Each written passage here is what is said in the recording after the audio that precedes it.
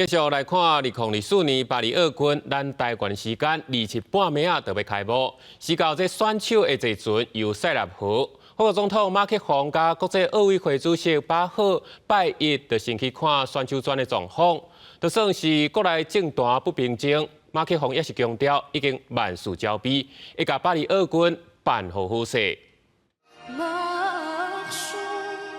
伫这个集会，查某囡仔伊演唱法国国歌的歌声当中，奥运的主办单位国际奥委会第142届会议，伫巴黎展开2天的会期。为拜五奥运的开幕日场，就伫同一天来参加比赛奥运选手伫停战壁签名。虽然以哈战事、罗西亚乌克兰的战争并无停火现象，不过这个举动也是象征奥运以传统各国代表会当伫比赛期间凸显和平的运动精神。 The Olympic athletes, you are the peace ambassadors of our time.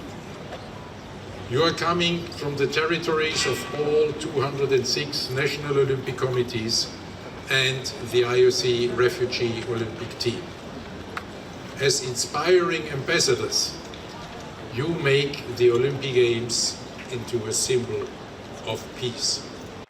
巴黎奥运正式举行进前，国际奥委会主席巴赫甲法国总统马克宏做伙视察伫巴黎北部郊区圣丹尼的选手村，搁一届向外界展示这一届奥运各项的设施。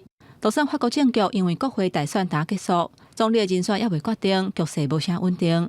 不过马克宏伫记者会强调讲，世界拢伫看法国，因为法国嘛已经准备好势，要为奥运来开赛。